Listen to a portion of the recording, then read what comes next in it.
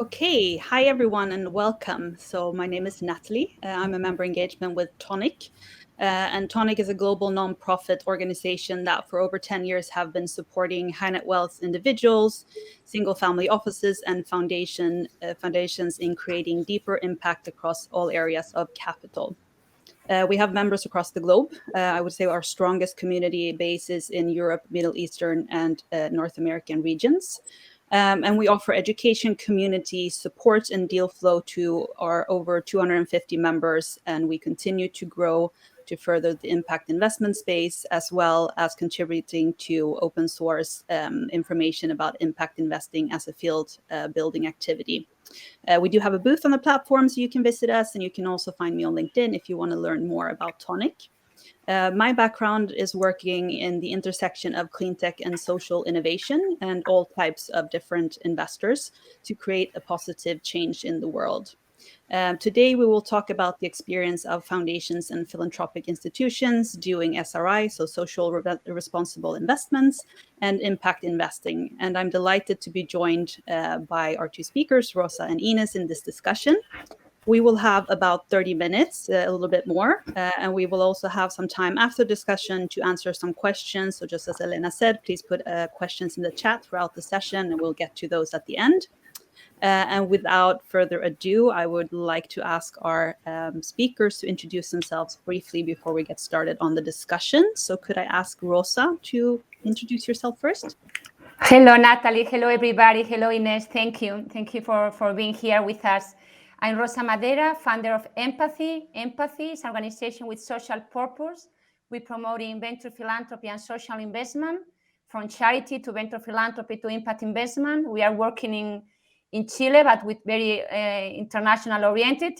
I am mother of 3 kids. I'm living in Chile, and I was born in Spain, but Ibero-American heart. All the time working to impact much and better. I'm very thankful to be invited here and to be with Inês and with Nathalie. Thank you. Thank you so much. And Inês, over to you. Hello, everyone. Thank you so much for inviting me to be here. My name is Inês. I'm the Director of Entrepreneurship and Social Economy of an old organization, a charity that has already 523 years old in Lisbon. And that's how I created and founded Casa do Impacto, a one-stop shop for social entrepreneurs.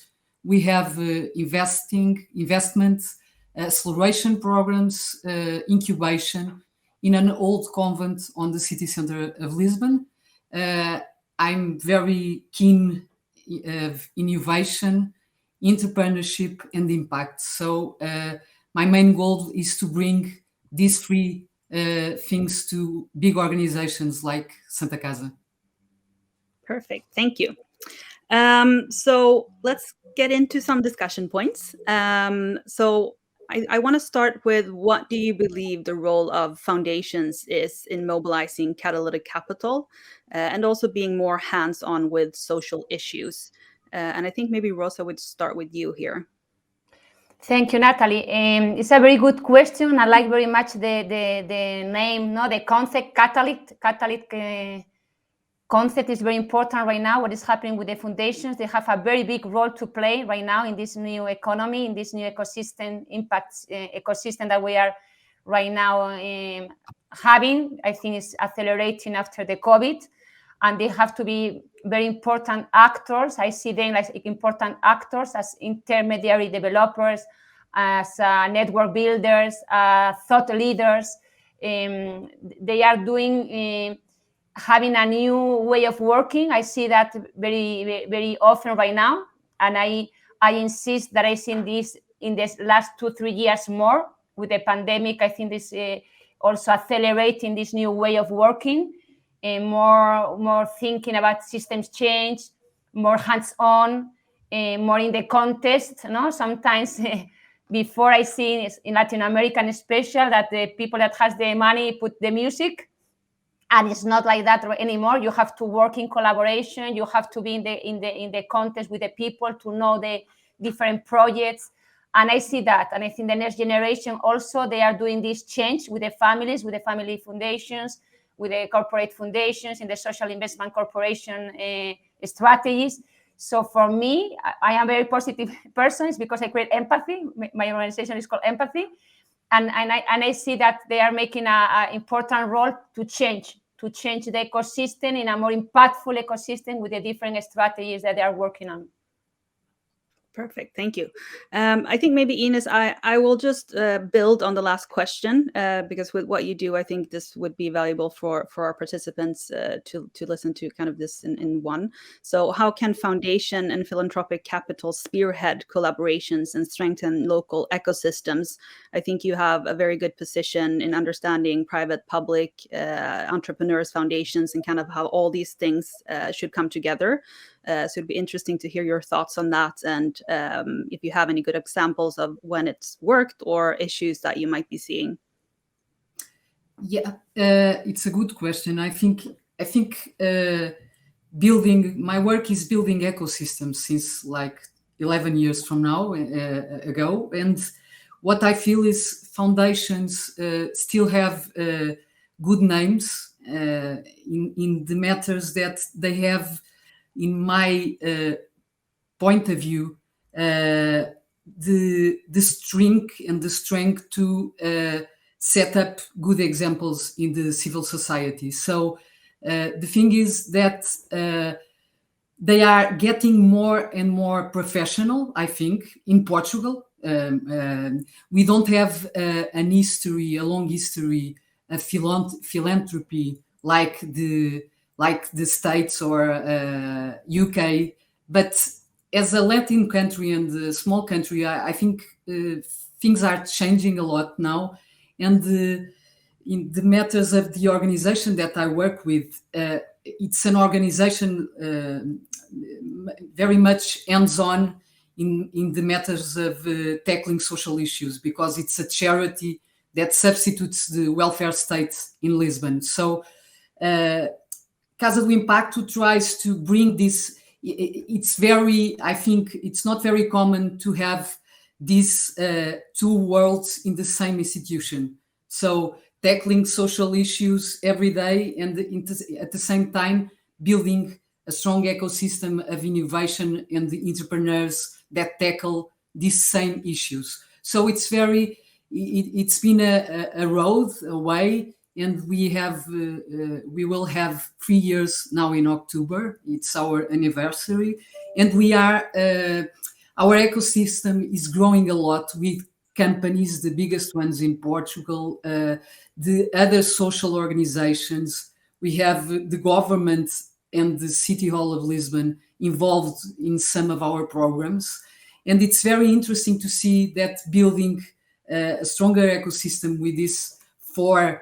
As Nathalie said, entrepreneurs, social society, companies, and public organizations. I think it's the way to accomplish and to tackle the issues that we have in the SDGs that I have in my back scenario. And the 17 SDG is about that. And we really believe that foundations could and should have a big role on that, because they have to give the examples, and I think that's very good.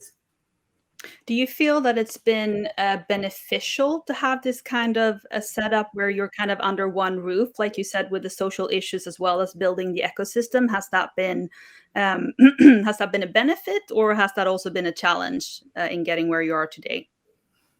Of course, it's a huge challenge, and I remember when I thought about creating Casa do Impacto, everyone told me it's impossible inside an organization like Santa Casa, and it's not, of course, and it's challenging because the way that social issues are faced for these organizations, it's lots of social problems, it's lots of people, and the way that they do things, it's most of the time the same, in the same form, and it's not easy to bring innovation, and it's not easy for them to face the future and understand that even the social problems are mainly the same.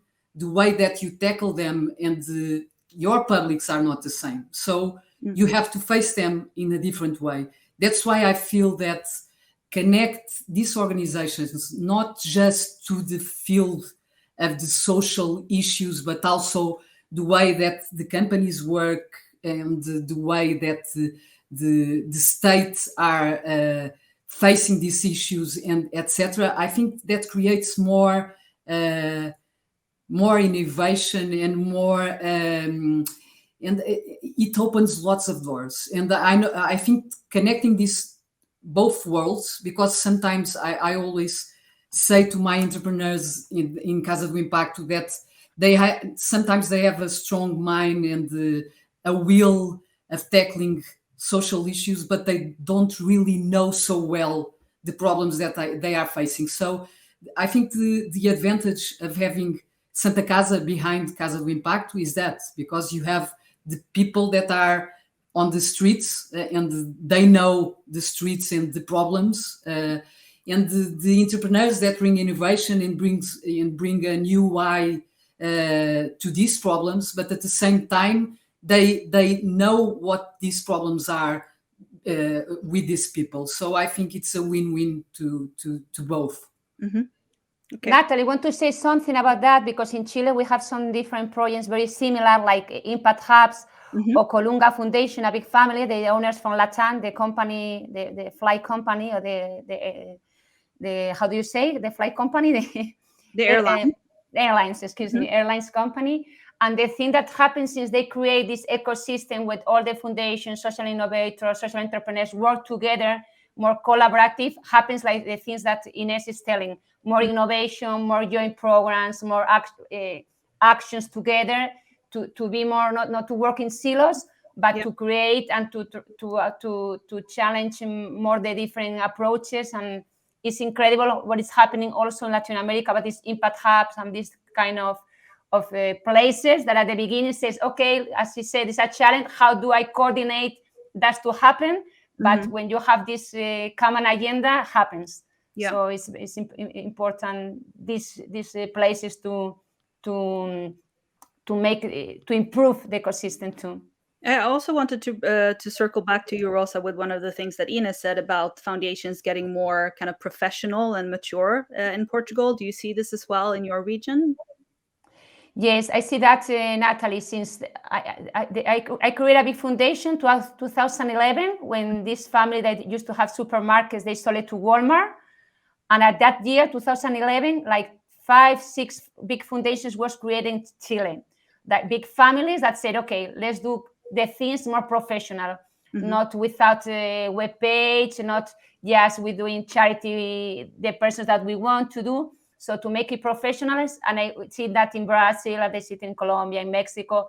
These last 8 or 9 years, I see this movement about getting the impact more professionalized with the foundations, with the family office, with the different executive directors that they have in the foundations, in order to know about the sector. Not just, okay, my lawyer from all the enterprise, he will help us with the foundation, or my cousin that is not doing anything in the business right now, she's helping me with the social initiatives. No, right now you see these big foundations with a web page, with working a lot. And I can see that also was very nice to see in the pandemic, how many foundations were working together that I didn't see that before. And I miss that in all over the world.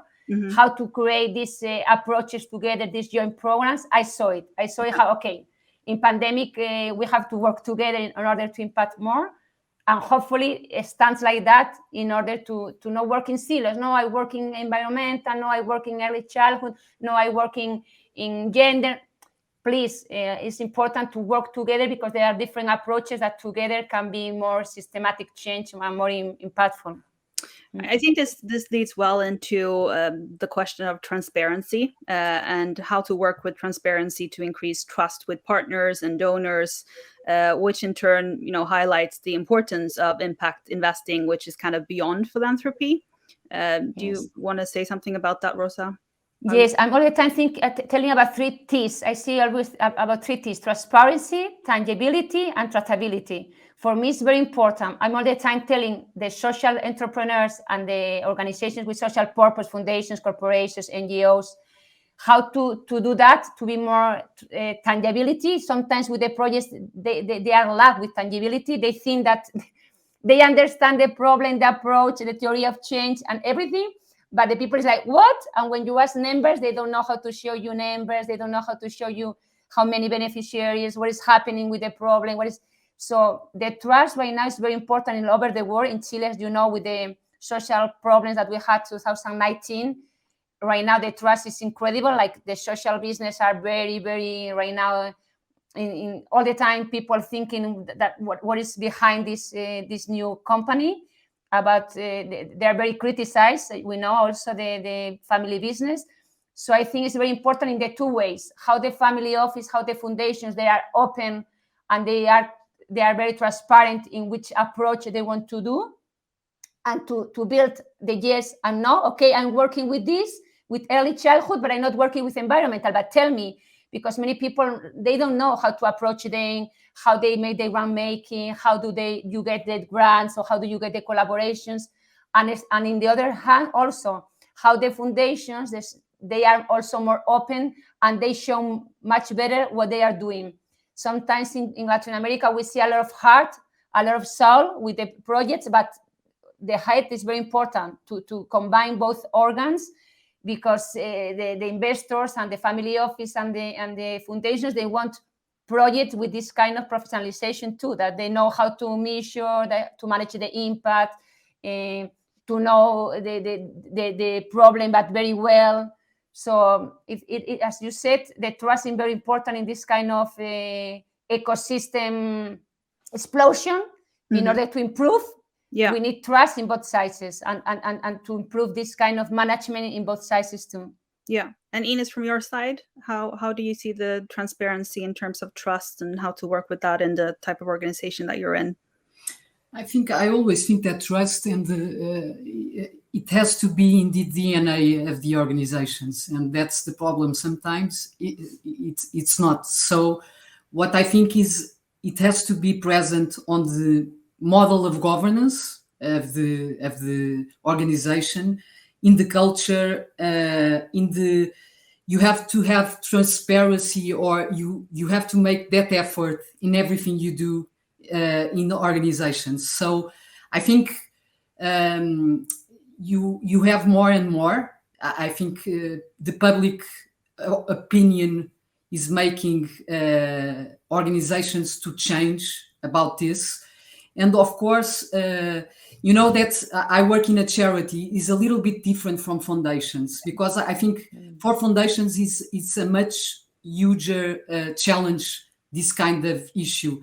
A charity that my charity is connected with the Catholic Church for centuries, so it's probably the brand in terms of organizations more stronger in Portugal about trust, and that's why I think these kinds of organizations, they are so rare, because you know that the politics situation, I think in all over the world, is a challenge so big right now because of the trust and because of the transparency. That's why I really feel that these kind of organizations are fundamental, because it's one of the most critical challenges that we have is the trust in organizations, and they are so much challenging these days that I think that this ecosystem of impact and it's so connected with social society that normally people face this ecosystem with more trust. And these young entrepreneurs connected with causes and things that they really believe in. So I think that's it's very important also to somehow to create inspiration in the world. So I really feel this ecosystem has this role. And of course, philanthropy and charities also have this role. Looking more kind of geographical, since we have you in two different regions. So Rosa, maybe speak a little bit about Chile and Latam in terms of challenges, but also facilitators, I guess, in the approaches to impact investing. I mean, specifically in regards to foundations and philanthropic capital, but of course also in general, just the impact space. I think the challenges, Nathalie, is we speak a lot about collaboration, and it's like the word of this, I think, these 2 last years, but it's important, but really, what kind of collaborations and how to make this, how do you say, multi-sectorial collaborations, no? I insist on systematic changes, I insist in trust, and I insist how these different instruments that are appearing, no, this groundmaking, innovative groundmaking that's appearing in the sector to prove and to be more risky, no? The foundations has to be more risky in this kind of helping the social enterprises, the social entrepreneurs, the small foundations in their projects, no? With this kind of different grants and loans and equity grants and renewable grants. There are many new instruments that are very important to prove. We are seeing that some in Brazil, in Colombia, in Mexico, in Chile. We are starting with social bonds. I think it's a movement right now. Colombia started with the first social bond. Afterwards, Argentina. Right now, we are in Chile working with social bonds. But I think social bonds will be also a good instrument in order to make this collaboration between public sector, private sector, foundation sector, company sector, or business sector.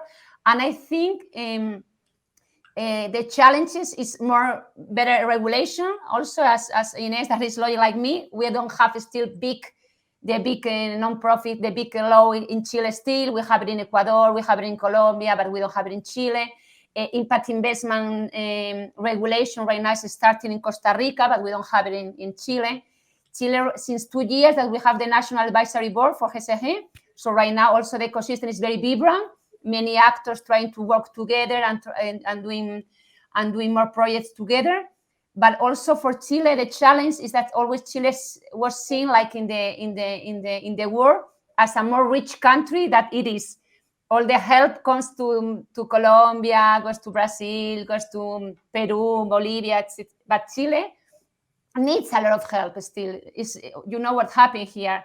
Perhaps we are in an OECD country, but we have a lot of inequality. We have a lot of problems in many affordable housing, in gender, in education, with health.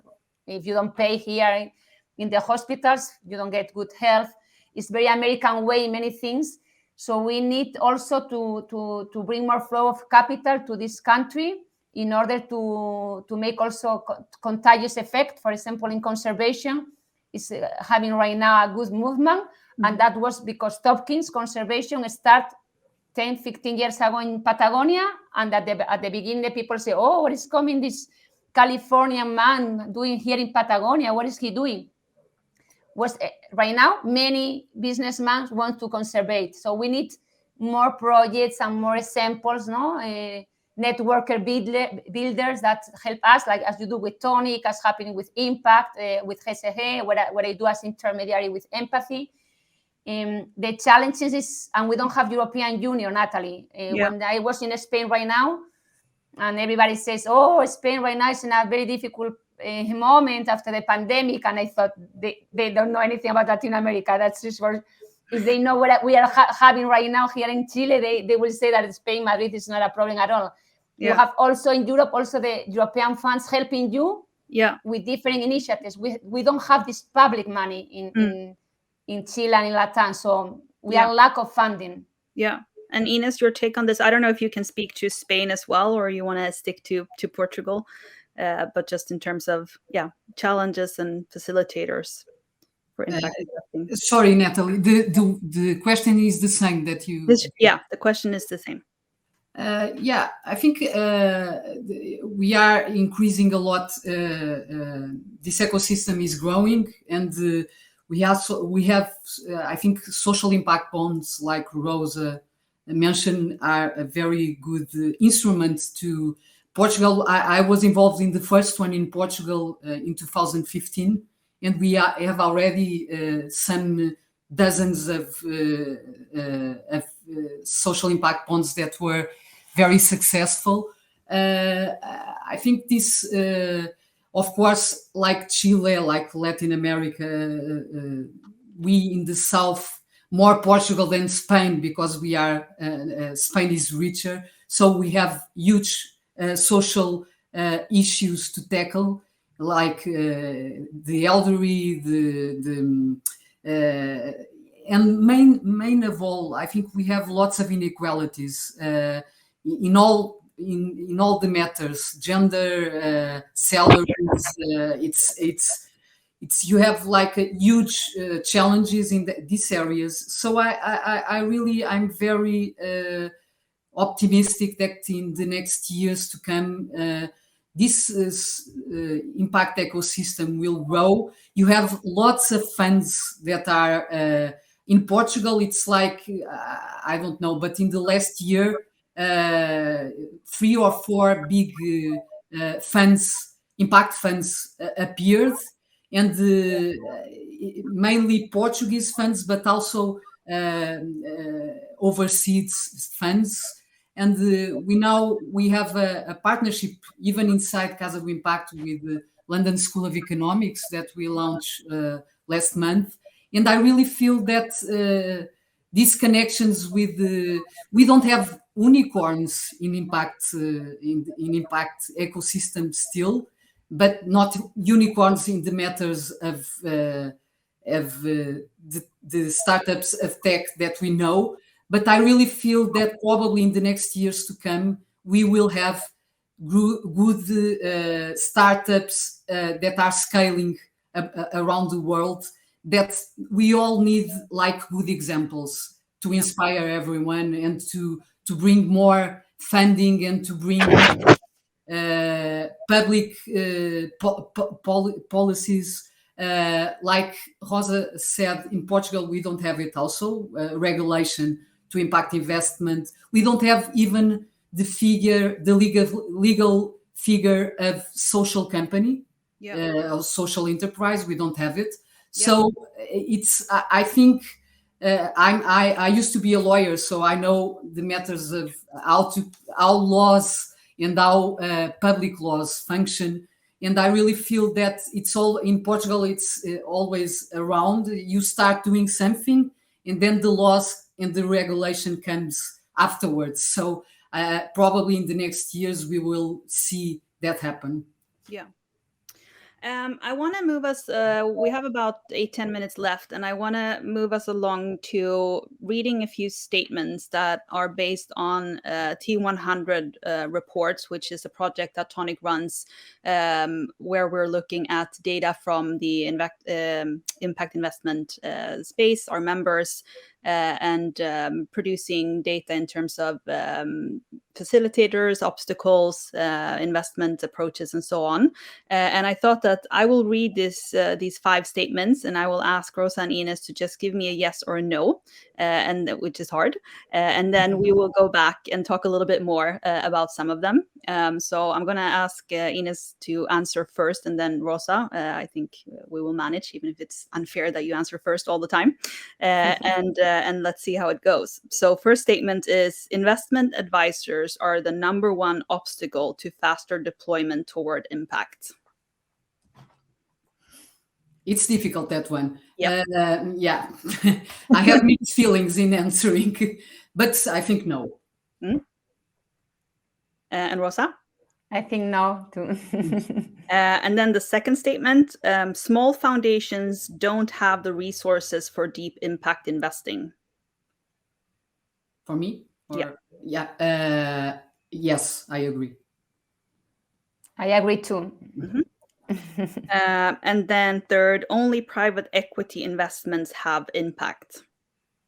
No, I disagree. I disagree too. And then foundations need more liquidity than 100% mission aligned portfolios can provide. Yeah, I agree. I think so too. But depends on the region, no, and the laws also. In the States is different about the liquidity and the 5% that they have to do. But in general, I think so. And then last one. One obstacle can be finding an experienced team that are equipped to do impact investing in foundations. I agree. I agree too. You're so aligned. That's true. It's like that. We didn't think about these questions before, but I cannot say another thing. It's like that. You had a call before and aligned. Nice. So maybe Rosa, I'll ask you to talk a little bit about your sense about the investment advisors being the number one obstacle to faster deployment. Yes, for me, like in my case, I don't feel like an advisor. I feel like a social entrepreneur advisor. I'm not in a big family office. I'm not being in a bank. I'm not in UBS, in Credit Suisse. I am create Empatthy, a social entrepreneur from zero with a lot of work. So I feel that I'm more like ecosystem builder, social entrepreneur advisor. I try to, as a lawyer and with my master's in all the things that I know, and I'm doing awareness all the time. But I think that advisors, in my case, and what I see in other cases, they show and help a lot. It's like they open minds. They try to show how the foundations can improve, how the family office can improve. I think that statement comes because perhaps other things behind. But in my case, I see that I'm not a typical advisor. Still also because I'm very hands-on. I see perhaps some advisors can be more Excel advisors in the offices, doing how to make profit or tripling bottom line, but they are not so hands-on. In my case, and other ones that I know, they are very hands-on. So I think we have a very important role to do in the ecosystem. As I say, it's more than an advisor, it's another hats too. And Inês, you have any experience with advisors firsthand? Yeah, I have it. Yeah, it's always, I think you have the good ones and the ones that get really involved and know, that in Casa do Impacto, I always say, even about mentorship or advisors, that if you never create a startup or never been an entrepreneur, it's difficult for you to advise someone on doing something. And it's my opinion. So that's why sometimes I feel that you have good ones that really know what they're doing, and you have others, of course, that they don't know what they are doing. So, but in all the professions, in all the professions, there are good liars, but liars, good economists, but economists. In impact investment, I think it's more, because it's different from investments, like regular investments. So how about I will let the floor be open to whoever feels like talking a little bit more about this one, but foundations need more liquidity than the 100% mission aligned portfolio can provide. Does anyone want to say something about that? You were both agreeing with that statement. Yeah, when you say liquidity, Nathalie, you see they need more like endowment to have like to tackle the different impact investments or the mission-oriented investments. What are you thinking behind liquidity? The asset classes that they can invest into is determined by the fact that they need more liquidity. So it's kind of a question if that's true for foundations or not. I think so.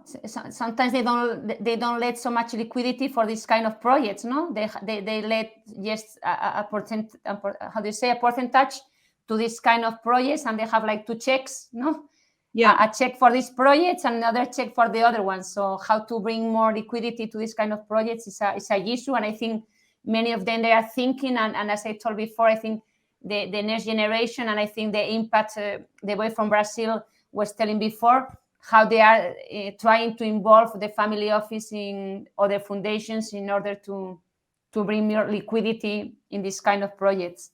I think so. Yeah, it's. I think it's projects. We are always talking about patient capital in this area, and Yeah. I think it's fundamental, of course. And what I feel is that most of these organizations sometimes have the money to invest, but they don't have. It's like they don't have the time and to wait until they have the results. And I always say that if even a startup from technology area, for example, you need 3, 4, sometimes to be a successful startup, you need 5, 6 years. Yeah. If you are an impact startup, you need more time. So the idea for me, I think if you have a portfolio of investment, you should bet on the same projects for some time. So before you change your money to other projects, you have to wait until they have success. So I always feel that it's a more serious strategy than to moving your investment to one end to another. Or Yeah. I think what the report showed, which does have 2 years or so on it, is that more than 50% of the impact investments with the foundations did have less than 30 days liquidity. But it also changes. So with SRI, it's much higher, and then with ESG a little bit lower, and then thematic, so actually like pure impact, it's even lower. But it did show maybe a surprising result that you can actually have quite a lot of liquidity, even with the mission aligned portfolio. With that, I actually want to call Elena because I think we're running out of time. It was lovely having this discussion with you both. And I hope we have some interesting questions. And thank you so much to the organizers for putting this together, and look forward to the rest of the event.